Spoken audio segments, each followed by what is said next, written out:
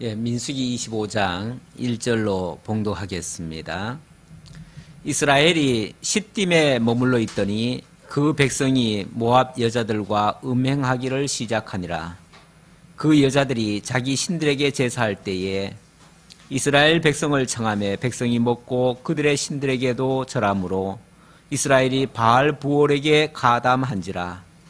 여호와께서 이스라엘에게 진노하시니라. 아멘. 우선 3절까지 봉독해 드렸습니다. 25장의 내용은 백성에 대한 성별 내용인데요. 이스라엘 백성들이 많이 부정하게 됐다는 얘기죠. 부정하게 됐을 때에 하나님께서 그들을 거룩하게 구별하시는 그러한 내용인데, 무슨 일이 있었느냐 하면, 지난번까지는 이스라엘 민족이 이제 약속의 땅 가나안을 목전에 두고 있습니다. 이제 모압 평지에 지금 다 모여 있고요. 모압에서 요단 강만 건너면은 약속의 땅 가나안입니다. 그러니까 거의 목적지까지 왔지요. 다가왔지요. 다가왔는데 문제는 아무리 가까워도 그곳에 기존에 살고 있던 사람들이 있어요. 그 사람들이 누구냐면 바로 모압입니다. 모압이 그 땅을 차지하고 이스라엘이 가는 길을 열어주지를 않습니다. 열어주기는 고사하고 아예 마술사 발람을 데려다가 이스라엘을 저주를 해요. 저주를 하라고 아주 공작을 하는 거죠. 그러니까 이스라엘 백성들은 정말 약속의 땅을 건너가야 되는데 이게 지금 그 길이 마지막 관문을 지금 통과를 못하고 있는 거죠. 그럴 때 하나님께서 발람을 데려다가 뭐라고 할까요? 이제 저주를 하게 했죠. 저주를 하게 했는데, 그래도 하나님께서는 이스라엘 백성들이 저주를 받으면 안 되니까 저주를 하려고 하면 축복으로 바꿔주셨어요. 그래서 그의 입에서는 물론 발람도 욕심을 내고 왔어요. 왜냐하면 발락으로부터 많은 뇌물을 먹고 왔거든요. 사람은요, 뇌물을 먹는 순간부터는 뭐 어쩌니 저쩌니 해도 들어줄 수밖에 없습니다. 그렇죠? 요즘 뭐 세상에서도 정치인들 얘기가 나오잖아요. 뭔가 이렇게 도움을 잇거나 뭔가 뇌물을 좀 먹거나 하면요, 청을 안 들어줄 수가 없어요. 그래서 청을 어쩔 수 없이 뭐 들어주다 보면은 그냥 완전히 코 깨이는 거예요. 그럼 망하는 거예요. 세상에서도 그런 일을 무척 많이 보게 되는데, 그래서 성경에서는 절대 그래서 뇌물을 먹지 말라고 그래요. 무슨 일을 앞에 놓고 먹는 거 탐하다가는 이렇게 큰 낭패를 당하게 되죠. 자, 그런데 사실 발람이 마음속으로는 발락의 소원을 들어주고는 싶은데 하나님이 허락하질 않아가지고 어쩔 수 없이 축복을 하고 갔거든요. 갔는데 25장으로 딱 넘어오니까 무슨 일이 발생하냐면은 이스라엘이 시딤에 머물러 있더니 그 백성이 모압 여자들과 음행하기를 시작하니라. 아주 이상한 일이 발생했어요. 이스라엘 백성들이 갑자기 모압 여자들과 막 음행을 하기 시작하는 거예요. 아니, 왜 이런 일이 발생하죠? 물론 모압 땅에 와서 머물다 보니까 그쪽의 여자들도 만나기는 하겠지요. 그렇다고 음행을 할 수 있나요? 왜냐하면 엄연히 다른 나라의 백성이고 그들을 건드렸다가는 큰일 나는 거죠. 안 그래도 지금 트집꾼을 잡으려고 하는데 그들과 음행을 하기 시작하면은 완전히 그들 페이스에 말려 들어가는 거 아니겠어요? 그런데 음행도 아주 괴이하게 합니다. 어떻게 하느냐면은 그 여자들이 자기 신들에게 제사할 때에 이스라엘 백성을 청하며 백성이 먹고 그들의 신들에게 절함으로 이렇게 합니다. 그러니까 단순히 그냥 음행이 아니고요. 음행은 이제 결과적으로 나온 거고 그 과정에 무슨 일이 있었냐면 이스라엘 백성들을 초청을 해다가 자기네들의 음식을 먹인 거예요. 음식을 먹였는데 그냥 음식이 아니고 자기 신들에게 제사한 음식이에요. 제사한 음식을 먹이고 그들을 초청해가지고 아주 잔뜩 먹였나 봐요. 잔뜩 먹여 놓으니까 그 다음부터는 원래 사람이요 배부르고 마시고 먹고 마시면요 그 다음부터는 이게 모든 게 다 무장 해제가 되어집니다. 그런 거 먹기 전까지는 정신 차리겠다고 하지요. 그런데 먹고 나면요 무장 해제가 돼버려요. 그래서 마음이 안이한 상태에서는 누가 어떤 유혹을 하더라도 거기에 넘어갈 수밖에 없어요. 그리고 특히 아까도 제가 뇌물 얘기했는데 뇌물이라고 하는 거는 먹고 나면요 마음이 그쪽으로 기울어요. 기울기 때문에 예를 들어서 뭘 하나 먹었다. 그러면은 그 다음에 날 왜 먹였을까? 뭘 원할까? 근데 얘기를 그럼 뭐 얘기해봐. 얘기를 들어보니까 뭐 해줘도 될 것 같아요. 그러니까 해주는 거죠. 또 먹은 게 있으니까 미안하기도 하고요. 그래서 결국은 그들이 우상 그 제물에 참가를 했어요. 제물을 먹었어요. 그 제물을 먹으니까 사실 그 제물을 먹는다는 거는 그 신에게도 참여하는 결과가 되는 거예요. 그래서 그들이 바알 부올에게 속하게 되었다. 뭐 먼저 성경에는 부속되니라 이렇게 돼 있는데 부속됐다는 말은 완전히 그 안에 빠져 들어갔다는 얘기예요. 완전히 그 속해졌다는 얘기예요. 바알 부올에게 가담한지라. 그래서 여호와께서 이스라엘에게 진노하시니라. 진노하셔서 하나님이 아주 엄중하게 책망을 합니다. 어떻게 책망하는가? 4절 여호와께서 모세에게 이르시되 백성의 수령들을 잡아 쉽게 말하면 백성의 대장들을 잡으라는 거죠. 잡아가지고 그들을 태양을 향하여 여호와 앞에 목매어 달라. 그리하면 여호와의 진노가 이스라엘에게서 떠나리라. 이건 엄청난 진노입니다. 목매어 달라. 이 태양을 향해서 그러니까 하나님 쪽을 향해서 이제 하나님을 향해서 지금 하나님 앞에서 지금 범죄했으니까 하나님을 향해서 목매어 달아라. 하나님이 이제 진노하는 걸로 보여줘라 그 말이죠. 이 형벌 중에서도 목을 메어 단다는 것은 굉장히 아주 끔찍한 형이죠. 그런 교수형이잖아요. 그런 형은 굉장히 아주 무거운 제목이에요. 저주의 제목이에요. 그러니까 그 저주를 그렇게 표현하라는 거죠.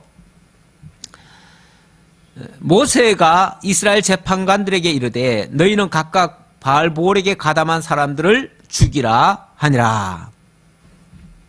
자, 그래서 이제 검거 열풍이 불기 시작합니다. 도대체 누가 이런 아주 망령된 짓을 했는지 그 원인을 찾고 그리고 거기에 가담된 그 대장들을 잡아들이는 거죠. 아무래도 그 수령들이 제대로 관리를 못하면 그 아래 사람들은 그냥 제멋대로 하는 거죠. 그래서 사실 그 아래 사람들이 잘못해도요 최종 책임은 그 수령에게 있습니다. 그래서 수령을 그 아주 표본으로 잡아다가 교수형을 시키라고 그렇게 명령한 겁니다. 제가 지난주 그 마지막에 도대체 이런 일이 왜 발생했을까? 이게 무슨 원인에 의해서 어쩌다가 이런 일까지 하게 됐을까를 제가 설명을 잠깐 드렸었는데요. 여기에서는 그 해답이 안 나와요. 본문에서는 해답이 안 나오는데 이 발람에 대한 이야기가 여기만 있는 게 아니고요. 여러 군데 나오거든요. 나오는데 다른 데서는 발람을 잡아다가 그들이 발람이 범한 죄대로 죽였다 이런 얘기가 나와요. 여호수아에 보면은 발람을 죽였다는 얘기가 나와요. 그래서 이스라엘 백성들이 응징을 할 때 발람부터 잡아서 죽입니다. 그 발람 때문에 이스라엘 민족이 이 사건 때문에 나중에 보면요 24,000명이 죽습니다. 24,000명. 24,000명이면 적은 숫자가 아니에요. 전에 제가 그 제주 4.3 사건 그 얘기 잠깐 했었는데 제주도민이 거의 30만 명인데 그 중에 10분의 1이 죽었어요. 10분의 1이 3만 명 아닙니까? 그 24,000명이면요. 그러니까 한 2만 5천에서 3만 명 잡는데 그 정도의 숫자가 죽었어요. 어마어마한 숫자입니다. 뭐 우리가 5.18 그 광주 그 항쟁에서 뭐 한 300명인가 얼마인가 죽었지요. 뭐 200 몇 명, 공식적으로는 그렇게밖에 안 나와 있는데, 그거 죽었다고도 그렇게 난리가 났잖아요. 예. 세월호 사건 그렇게 크다고 하지만 세월호 사건도 한 300 몇 명이 죽었죠. 예. 그런데 옛날에 옛날에 이렇게 지금 2만 4천 명이나 죽는다. 이거는 어마어마한 사건이에요. 어마어마한 아주 중대한 사건이고 정말 이 민족이 통곡할 일이에요. 그러니까 거기에 대해서 응징을 해야 되는데, 그래서 발람을 잡아다가 나중에 죽입니다. 여호수아가 그렇게 하지요. 하는데, 아니 우리가 지금 이 민수기 24장까지 봐서는요, 발람이 이스라엘을 저주한 적이 없어요. 저주한 얘기가 안 나와요. 그러니까 발람이 도대체 무슨 죄를 저질렀는지 그게 설명이 안 돼요. 안 되는데 거기에 대한 해답은 요한계시록에 나옵니다. 요한계시록 2장 14절에 보면요, 그 해답이 나옵니다. 요한계시록 2장 14절 한번 잠깐 보고 넘어가지요. 2장 14절이요? 예. 찾으셨으면 크게 한번 읽어봐요. 2장 14절이죠? 예. 그러나 내게 두어 가지 책망할 것이 있나니 거기 내게 발람의 교훈을 지키는 자들이 있도다. 발람이 발락을 가르쳐 이스라엘 자손에 걸림돌을 와 우상의 제물을 먹게 하였고 또 행음하게 하였느니라. 예, 여기 어떻게 얘기해요? 아니, 그 전에 발람이 발락을 가르쳐 이스라엘 자손 앞에 걸림돌을 놓아서 우상의 제물을 먹게 하였고 또 행음하게 하였느니라 그러잖아요. 정확하게 설명이 나오잖아요. 발람이 발락에게 아무 일 안 하고 간 줄 알았는데 그게 아니고요. 마지막에 자기 입으로는 차마 말을 못해요. 자기 입으로는 차마 이스라엘을 저주할 수가 없어요. 그 대신 이스라엘이 뭐가 약점인지를 알려주고 간 거예요. 예, 이스라엘의 최대 약점이 뭘까요? 이건 장점이기도 하지만 약점이 될 수도 있어요. 예, 그렇죠. 바로 하나님 외에 다른 신을 섬기는 거는 하나님 앞에 엄청난 죄악이 되는 거예요. 그건 이스라엘이 하나님을 섬긴다는 건 굉장히 장점인데 하나님 외에 다른 신을 섬긴다는 건 굉장히 약점이 되는 거예요. 그 약점을 알려준 거예요. 그래서 이스라엘을 망하게 할 수 있는 방법 딱 한 가지밖에 없다. 그거는 이스라엘로 하여금 하나님이 미워하는 짓을 하면 된다. 그 미워하는 짓이 뭐겠어요? 예, 바로 우상숭배하게 하면 된다. 우상숭배를 그들에게 하라고 그러면 그들이 안 할 거 아니에요. 그러니까 모압 너희들이 우상숭배를 일단 해라. 예, 우상에게 제물을 드려라. 그리고 그 제물을 갖다가 먹여라. 그런 거죠.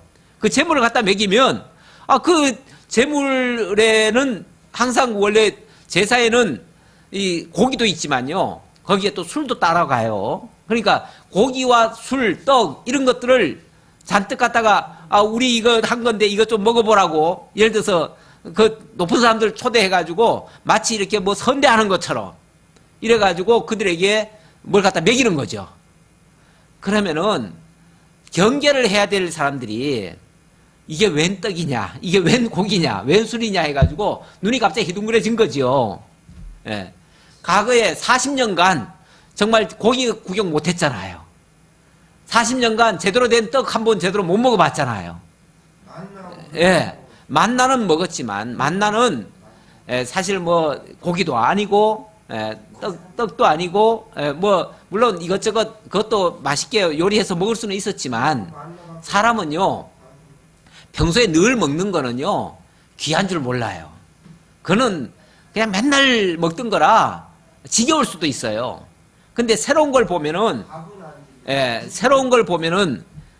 이걸 호기심에라도 먹어보게 돼요. 그러니까 그들이 정말 40년 동안 제대로 먹어보지 못한 그 술과 고기와 떡을 갖다 주니까, 그것도 예쁜 여자들 손에다가 들려가지고 그걸 주니까 그냥 눈이 희둥그레져 가지고 그걸 먹어버린 거죠. 먹고 나니까 정신을 잃고 나니까 여자들이, 그 앞에 있는 여자들이 그냥 너무 이뻐 보였던가 보죠. 예, 그러니까 결국은 그들과 음행을 하기 시작한 거죠. 근데 이게 다 발람이 가르쳐준 그런 괴계였어요. 그 괴계에 결국은 이스라엘 백성들이 넘어갔던 거예요. 정신을 못 차렸던 거죠. 심지어는 무슨 일까지 있었는가? 6절 봅시다. 이스라엘 자손의 온 회중이 해막문에서 올 때에 이스라엘 자손의 한 사람이 모세와 온 회중의 눈앞에 미디안의 한 여인을 데리고 그의 형제에게로 온지라. 제사장 아론의 손자 엘르아살의 아들 비느하스가 보고 회중 가운데서 일어나 손에 창을 들고 그 이스라엘 남자를 따라 그의 막사에 들어가 이스라엘 남자와 그 여인의 배를 꿰뚫어서 두 사람을 죽이니 연병이 이스라엘 자손에게서 그쳤더라. 이제 하나님이 진노하셨어요. 하나님이 진노하셔서 막 갑자기 그들 가운데 연병이 막 퍼지기 시작해요. 퍼지기 시작하는데 그런데도 불구하고 정신을 못 차리고 한 남자가 아예 보란 듯이 대낮에 그냥 한 미디안 여자를 데리고 막사로 들어가는 장면이 발견이 된 거예요. 그 장면을 목격한 비느하스는 이제 그렇죠. 아론의 손자예요. 아론의 손자 엘르아살의 아들이라고 되어 있는데 그러니까 제사장 가문이죠. 제사장 가문에 있는 사람이 그 장면을 보니까 막 눈이 뒤집히는 거죠. 눈이 뒤집힌다는 표현보다는 이거는 막 분노가 일어나는 거죠. 분노가 일어나가지고 안 그래도 지금 백성들이 하나님의 노여움을 사가지고 하나님께로부터 지금 진노가 쏟아졌는데 정신을 못 차리고 대낮에 남들이 다 보는 앞에서도 그런 짓을 또 하고 있어요.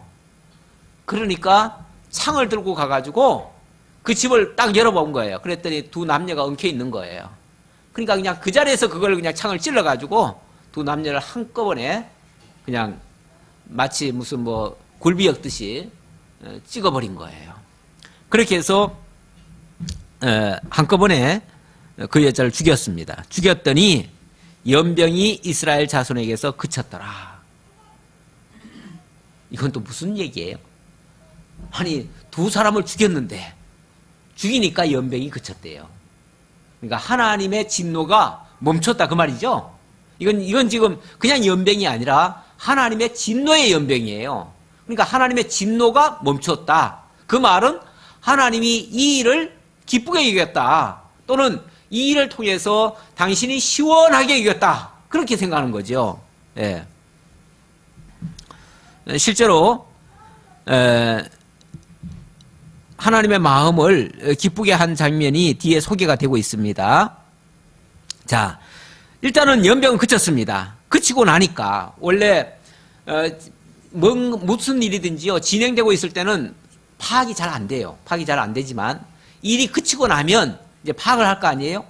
파악을 하고 보니까 그 연병 때문에 죽은 사람이 무려 24,000명이나 되네요. 어마어마한 숫자가 죽임을 당했습니다. 그 연병으로 죽은 자가 24,000명이었더라. 여호와께서 모세에게 말씀하여 이르시되 제사장 아론의 손자 엘르아살의 아들 비느하스가 내 질투심으로 질투하여 이스라엘 자손 중에서 내 노를 돌이켜 내 질투심으로 그들을 소멸하지 않게 하였도다. 그러므로 말하라. 내가 그에게 우선 거기까지요. 자, 하나님께서 그 제사장 아론의 손자 비느하스가 한 일을 뭐라고 설명을 하냐면 나의 질투심으로 질투해서 그 일을 했다. 따라서 지금 비느하스가 한 그 진노는 여호와의 질투심을 보여준 것이다. 이렇게 얘기한 거죠. 여러분 질투라는 게 뭐예요? 질투라는 게 좋은 거예요? 나쁜 거예요? 예. 우리나라는요 옛날부터 이 질투, 특히 질투는 누가 많이 해요? 주로 여자들이 아무래도 좀 더 하지요. 더 해서 옛날에는 여자들이 질투를 하면 그거를 실거지 악 중에 하나로 여겼어요. 그래서 질투하는 여자를 옛날에는 형벌로 다스렸어요. 그래서 질투라는 건 굉장히 나쁜 것처럼 그렇게 생각을 하는데 사실 질투라고 하는 거는요 원래 질투라고 그러니까 우리한테는 질투 그러면 굉장히 나쁜 이미지만 남아 있어요. 옛날부터 우리 조상들이 그래 왔으니까, 거기에 대해서 정죄를 했으니까. 근데 이 질투라고 하는 거는요, 사실은 사랑하지 않으면 질투합니까? 보세요.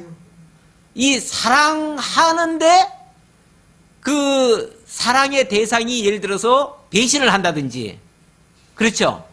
배신을 한다든지, 그랬을 때에 나타나는 현상이 질투예요. 그러니까 정말 어떤 시기심에서 나오는 질투라면 그거는 나쁠 수 있지요. 그건 나쁠 수 있는데, 너무나 사랑하는 나머지 그 사랑을 그 상대방이 알아주지 않거나 또는 그거를 배신하거나 대적을 하거나 거부하거나 이랬을 때는 그 사랑을 주체하지 못해서 나오는 현상이 쉽게 말하면 질투예요. 그러니까 여기서의 질투, 하나님의 질투라고 하는 거는 하나님이 우리를 얼마나 사랑하고 있다는 거를, 이 민족을, 이스라엘 민족을 얼마나 사랑하고 있다는 거를, 그걸 지금 극명하게 지금 보여주는 그 장면이에요. 하나님이 이렇게 너희를 사랑하고 있는데 너희들이 다른 신을 쫓아가?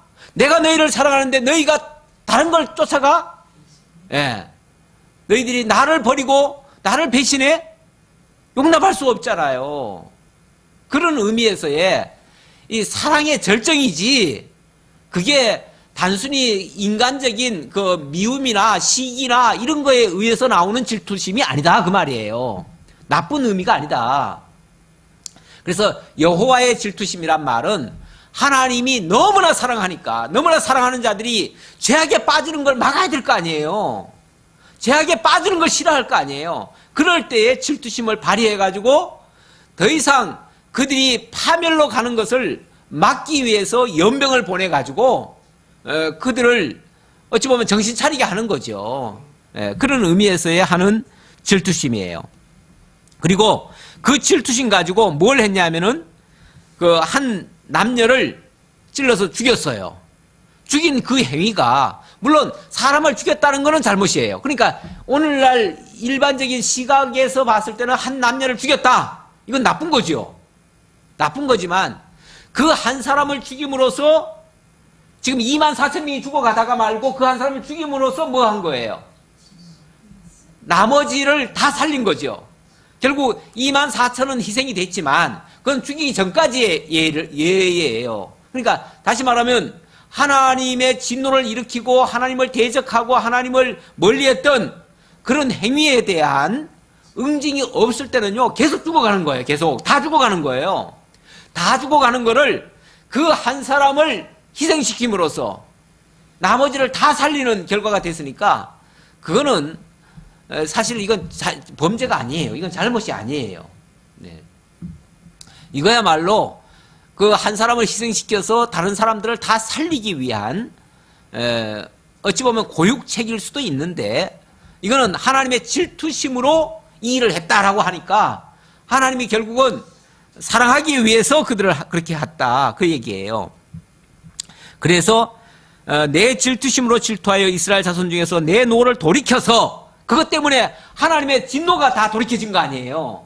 그래서 나머지가 다 망할 거를 막아준 거 아니에요.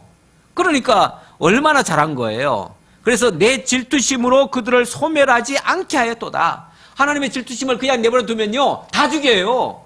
다 죽일 건데 그걸 막음으로써 결국은 살리는 역사가 일어났어요. 그래서 이 비느하스가 정말 하나님 앞에도 그 질투심을 정말 막아준 역할을 했고요. 이스라엘 백성들은 그 질투로 말미암아 다 죽게 된 거를 살려준 결과가 된 거예요. 영웅이 된 거예요. 그리고 이스라엘 백성들 다 범죄 아래 다 빠질 거를 막아줘서 하나님과 이스라엘 백성 사이에 화목을 다시 할 수 있도록 이렇게 만든 역할을 해준 사람이에요. 그러므로 말하라. 그래서 내가 이렇게 하겠다, 그 얘기예요. 내가 그에게 내 평화의 언약을 주리니. 그래서 평화의 언약을 주겠다. 평화가 뭡니까? 평화는 지금 하나님과 이스라엘 백성 사이의 평화를 얘기한 거니까 결국 하나님과 이스라엘 백성 사이에 화목을 하게 하는, 서로 화목하게 하는 걸 평화라고 얘기하는 거죠. 그렇게 서로 화목하게 하는 그 언약을 주겠다. 그 언약은 이 사람을 통해서 앞으로 그 언약이 보장되도록, 평화가 보장되도록 그렇게 해주겠다 그 말이에요. 그래서 그 언약이 주어지면 어떤 결과가 나오는가? 13절, 그와 그의 후손에게 영원한 제사장 직분의 언약이라.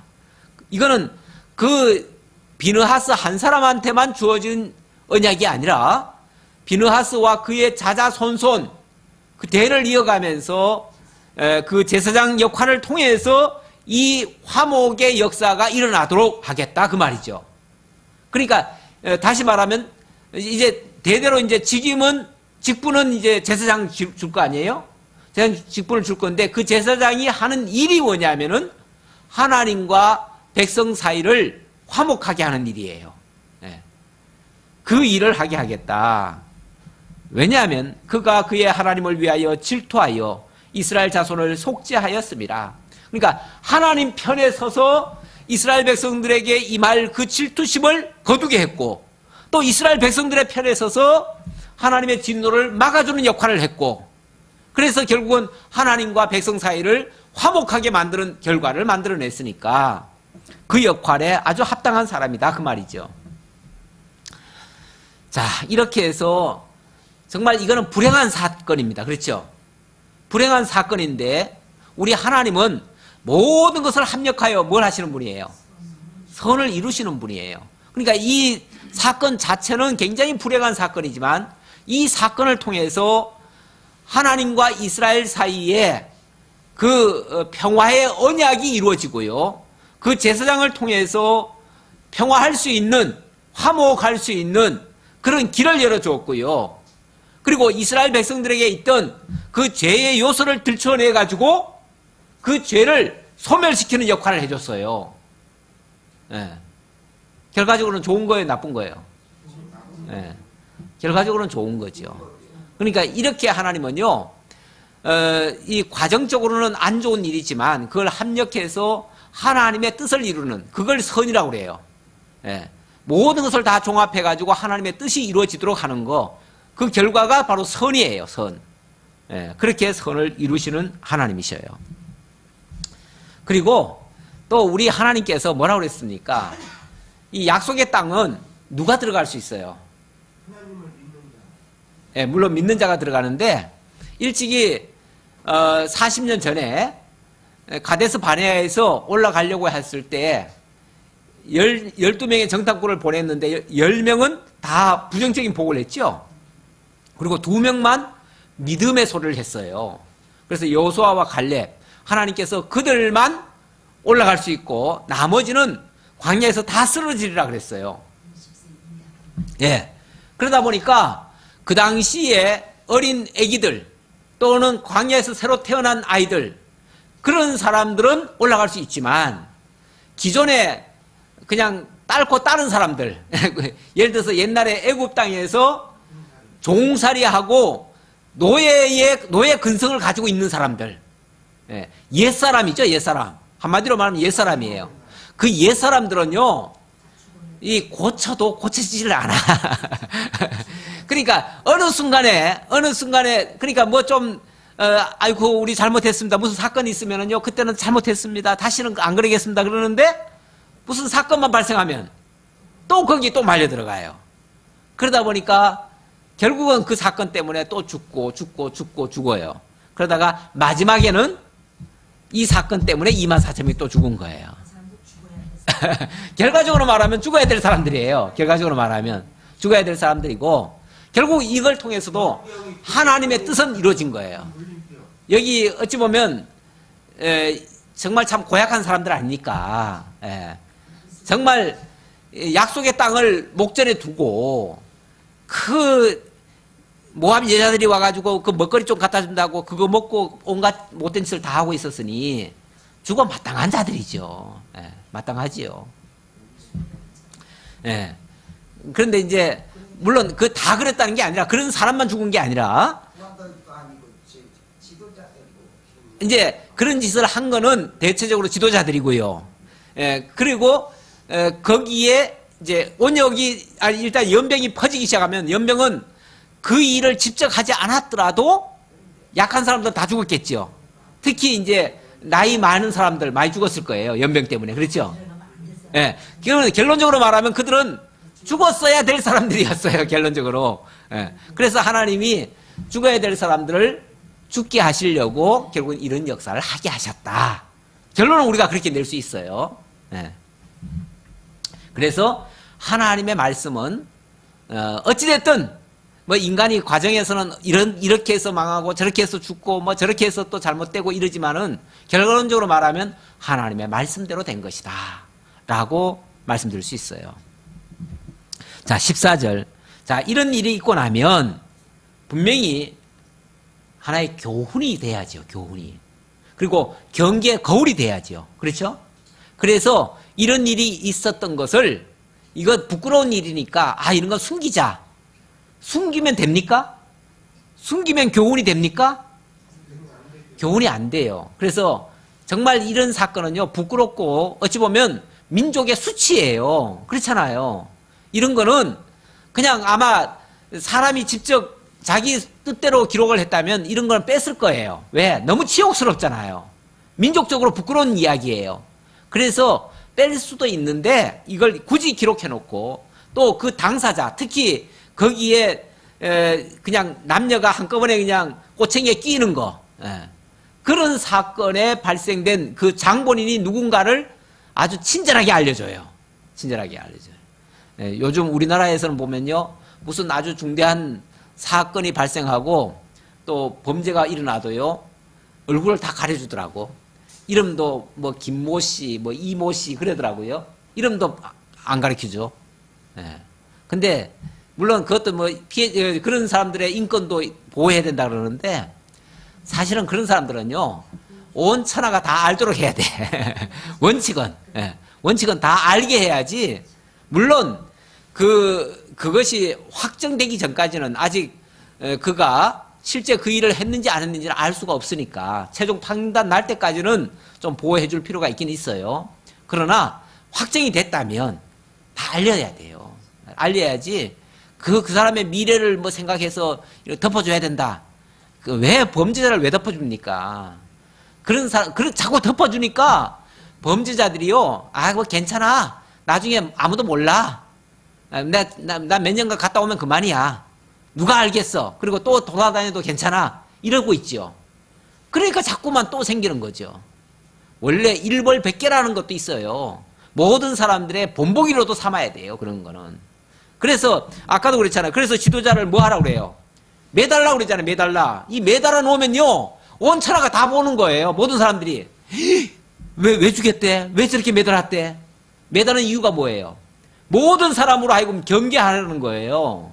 그러니까 이런 잘못된 것들을요, 다 경계의 거울로 삼게 하는 거예요. 그래야 다시는 그런 짓 안 하지요.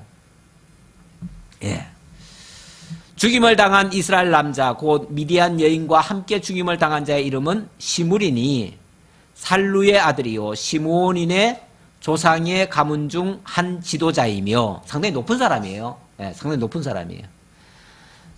죽임을 당한 미디안 여인의 이름은 고수비니 수루의 딸이라. 수루는 미디안 백성의 한 조상의 가문의 수령이었더라. 이 여자도 상당한 물론 대적이지만은 아주 고관 대작의 딸이에요. 네. 이런 사람을 아주 본보기로 봐라. 이 하나님 앞에서 범죄한 자는 지위 고관을 막론하고 이렇게 죽임 당할 수밖에 없다. 사실은요, 지위가 높은 자들은요, 가중처벌해야 돼. 가중처벌. 지위가 낮은 사람들은요, 영향을 그렇게 많이 안 미쳐요. 범죄를 해도 개인 범죄예요. 그러나 지도자들의 범죄는요, 그 민족을 망하게 할 수 있어요. 전체 그 공동체를 완전히 무너뜨릴 수 있어요. 그래서 그들의 범죄는요, 아주 크게 다스려야 돼요. 그래서 원래 하나님 앞에 죄를 속할 때도요, 개인이 범죄한 거는 뭐 비둘기 한 마리 잡아들여도 돼. 그런데 이 아주 지도자들의 범죄는요, 막 소 같은 걸 잡아야 돼요. 소. 아주 재물도 커야 돼요. 그만큼 죄얼이 크기 때문에, 다시 말하면 죄의 영향이 크기 때문에. 그래서 처벌도 아주 강력하게 해야 돼요. 여호와께서 모세에게 말씀하여 이르시되 미디안인들을 대적하여 그들을 치라. 이는 그들이 속임수로 너희를 대적하되 부올의 일과 미디안 지휘관의 딸 곧 부올의 일로 연병이 일어난 날에 죽임을 당한 그들의 자매 고수비의 사건으로 너희를 유혹하였음이라. 예, 여기 미디안을 대적하여 치라고 그러네요. 아까 모압, 지금 처음에는 모압 여자들로 그랬는데 나중에는 미디안 여자가 또 그랬잖아요. 그러니까 이 모압도 그랬고 또 미디안도 그랬던 것 같아요. 예, 그래서 이런 술법을 발람이 가르쳐 줘가지고 그래서 아주 이스라엘을 아주 어렵게 만든 그런 결과가 됐습니다. 그것 때문에 된통 혼났죠. 된통 혼나고 26장으로 넘어가면 26장에서는 이제는 백성들 교체될 백성들이 다 교체됐어요. 그렇죠? 다 교체되고 이제는 그야말로 약속의 땅 안으로 들어가면 돼요. 들어가는데 자, 이제 들어갈 만반의 준비는 이제 어찌 보면 다 거의 다 됐다고 볼 수 있고요. 이제 들어가서 그들이 어떻게 할 것인가 여기에 대한 교훈을 하시는 내용이 되겠습니다. 그래서 교체된 세대들에게 교훈하는 장면이 26장부터 30장까지 소개되고 있는데요. 먼저 26장부터 27장까지는 지도자들에 대해서 교훈하고 그 다음에 28장부터 30장까지는 백성들에게 교훈하게 됩니다. 자, 교훈에 앞서서 먼저 백성의 계수부터 백성의 숫자부터 다시 헤아리게 하죠. 그래서 왜 그걸 헤아리게 하냐면 이제 약속의 땅에 들어가면 다 분배를 해야 돼요. 땅을 분배를 해야 되기 때문에 숫자가 얼마나 되는지 그걸 파악을 해야 거기에 맞춰서 또 분배를 해줄 거거든요. 물론 그것조차도 이렇게 숫자만 봐가지고 하는 게 아니라 일찍이 하나님께서 그 야곱을 통해서 언약한 바가 있고요. 또 모세를 통해서 약속한 바가 있어요. 그것에 기준해서 주어지게 됩니다. 결과적으로 말하면 하나님의 뜻대로 주어지게 돼요. 그러나 어쨌든 그런 이제 하나님의 뜻이 이렇다 할지라도요. 과정이라는 게 있어요. 과정. 그 과정은 인간들이 어찌 보면 생각하고 판단하고 결정해가지고 그 과정을 거쳐가는 거예요. 근데 결과적으로 가보면 하나님의 뜻대로 된 거예요. 그래서 이 과정을 우리가 무시할 수는 없어요. 하나님 뜻이 이러니까 그냥 어떻게 해도 다 하나님 뜻대로 될 거야. 그러니까 우리는 결정할 것도 없어. 우리는 생각할 것도 없어. 판단할 것도 없어. 이러면은요, 하나님의 뜻을 배우는 게 아니에요. 배우는 자세가 아니에요. 우리가 물론 결정해가지고 우리가 잘하자고 한다고 해가지고 잘 되고 잘못하자 우리 잘못하자 이래가지고 또 잘못되고 꼭 이런 건 아니지만 그래도 하나님이 어떤 뜻을 이루시는데 우리의 생각과 마음과 이런 것들을 모아야 되거든요. 모아야 되는데 거기서 하나님의 지혜를 구하고 하나님의 뜻을 살피고 여기서 하나님을 배워가요. 그러니까 우리는 이 일이라는 걸 통해서 하나님의 뜻을 배우고 하나님의 인도하심을 배우는 그런 계기로 삼아야 돼요. 우리가 교회 일도 가끔씩 하잖아요. 하는데 교회 일은 다 하나님이 알아서 하셔. 그러니까 우리는 생각할 것도 없어. 우리는 그냥 하나님이 하시는 대로 그냥 가면 돼. 이렇게 아무 설계도 없고 아무 계획도 없고 이렇게 하시는 분들도 가끔 있어요. 있고 또 어떤 사람들은 하나님의 뜻은 상관없이 그냥 우리가 철저하게 계획을 세워가지고 그대로 해야 된다고 또 이렇게 하는 사람들도 있는데 둘 다 잘못이에요. 둘 다 잘못이고 하나님의 뜻을 먼저 헤아리고 그리고 그 뜻에 따라서 또 각자의 양심에 따라서 또 함께 뜻을 모아야 돼요. 그래서 우리가 결과적으로 우리의 뜻과 하나님의 뜻이 일치되면은 우리가 하나님 앞에 순종을 하는 것으로 우리가 배우게 되는 거죠. 그래서 우리가 늘 하나님을 배운다는 자세, 하나님과 동행한다는 자세로 나아가는 것을 배우기 위해서 이런 과정을 거치는 겁니다. 오늘 이스라엘 백성들도 다시 인구조사를 하고 이런 과정을 받는 것도 그런 의미다라고 말씀드릴 수 있고요. 조금만 더 읽고 마치겠습니다. 연병 후에 여호와께서 모세와 제사장 아론의 아들 엘르아살에게 말씀하여 이르시되 이스라엘 자손의 온 회중의 총수를 그들의 조상의 가문을 따라 조사하되 이스라엘 중에 20세 이상으로 능히 전쟁에 나갈 만한 모든 자를 계수하라 하시니 모세와 제사장 엘르아살이 여리고 맞은편 요단가 모압 평지에서 그들에게 전하여 이르되 여호와께서 애굽 땅에서 나온 모세와 이스라엘 자손에게 명령하신 대로 너희는 20세 이상 된 자를 계수하라 하니라. 이렇게 해서 이제 인구 조사 다시 하기 시작했습니다. 이렇게 한 것은 단순히 인구 조사가 목적이 아니고요. 목적이 아니고 그걸 통해서 하나님의 뜻을 깨닫고 하나님의 인도하심을 받기 위해서입니다. 그렇게 명심하시고요. 인구조사는 어떻게 하는지 그건 각 가족별로 하는 거죠. 가족별로 하는 건데 이거는 인구조사를 어떻게 하느냐 그거는 중요한 건 아니에요. 우리 조금만 더 읽어볼까요? 이스라엘의 장자는 르우벤이라. 르우벤 자손은 한옥에서 난 한옥 종족과 발루에게서 난 발루 종족과 헤스론에서 난 헤스론 종족과 갈미에서 난 갈미 종족이니 이는 르우벤 종족들이라. 계수된 자가 43,730명이었더라. 여기까지만 읽읍시다. 7절까지.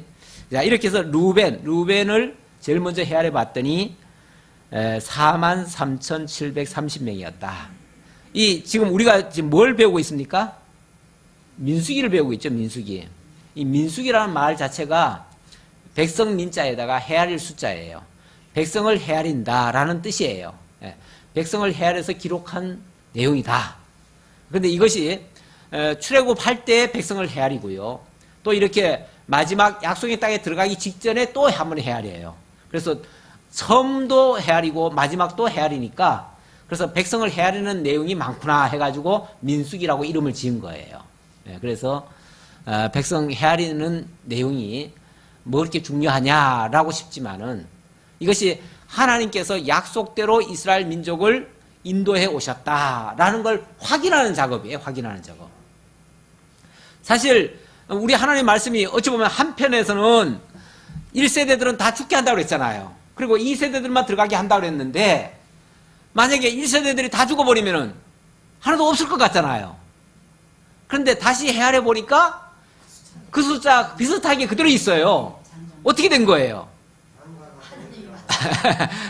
지난 40년 동안에 1세대들은 다 죽지만 또 2세대가 또 태어난 거예요. 그래서 하나님은 결과적으로 말하면은 하나님의 뜻은 이루어지고 하나님의 말씀도 다 이루어지고 안 그러면요 이 백성들 다 죽여버리겠다 여호수아와 갈렙만 들여보내겠다 하면은요 뭐야 하나님 약속의 땅 다 들여보내겠다고 하더니 뭐 다 죽여버린다면 그럼 뭐 누가 들어갈 거야? 그래서 말씀이 마치 이율배반적인 것 같아요. 안 맞는 것 같아요. 안 맞는 거. 그렇죠? 앞뒤가 안 맞는 것 같잖아요. 그런데 절묘하게도 하나님의 말씀 그대로 이루어졌고요. 또 숫자도 어긋남이 없고요. 결국 그들 다만 그 과정에서 뭐만 바뀐 거예요? 옛사람이 새사람으로만 바뀐 거죠. 숫자는 그대로인데 옛사람이 새사람으로 바뀐 거예요. 우리도 어쩌보면은 우리도 옛사람이나 새사람이나 겉보기는 똑같잖아요. 뭐가 달라요? 그런데 뭐가 달라진 거예요? 우리의 영이 거듭나서 이제는 옛사람으로 사는 게 아니라 새사람으로 사는 거죠. 그래서 이제는 세상에서 사는 게 아니라 세상에 살지만 발은 디디고 살지만 하나님 안에서 그리스도 안에서 사는 거죠. 그래서 이제는 그리스도 안에서 내가 사는 것이 아니라 그리스도가 살게 하시는 대로 살아가는 그러니까 완전히 새 사람이 된 상태죠. 겉보기는 비슷한 것 같지만은 완전히 새로운 피조물이에요. 새로운 피조물이라는 거 기억하시고 하나님 앞에서 정말 거룩하고 깨끗하게 살아가기를 힘쓰는 우리 모두가 되었으면 좋겠습니다. 아버지 하나님 감사합니다. 우리를 또 하나님의 사람으로 거듭나게 하시고 하나님의 사람답게 살게 하시려고 이 세상 가운데서도 우리를 이끌어 주시고 말씀으로 거듭나게 하시고 또 새로운 피조물로 하나님의 거룩한 뜻을 따라 살게 하시오니 참으로 감사합니다. 이스라엘 백성들 민수기를 통해서 새로운 피조물로 거듭나게 하셨듯이 오늘 우리 이 세상에 살아가는 우리들도 죄와 사망 가운데서 육체는 더럽혀지고 육체는 정말 죽어가고 있지만은 그러나 영으로 거듭나서 새롭게 하나님의 피조물로 하나님을 경외하며 살아갈 수 있게 하시오니 참으로 감사합니다. 이 은혜 속에서 날마다 강건하게 하나님 찬양하며 승리하며 살아가는 저희 모두가 되게 하옵소서. 감사드렸고 예수님의 이름으로 기도하옵나이다. 아멘.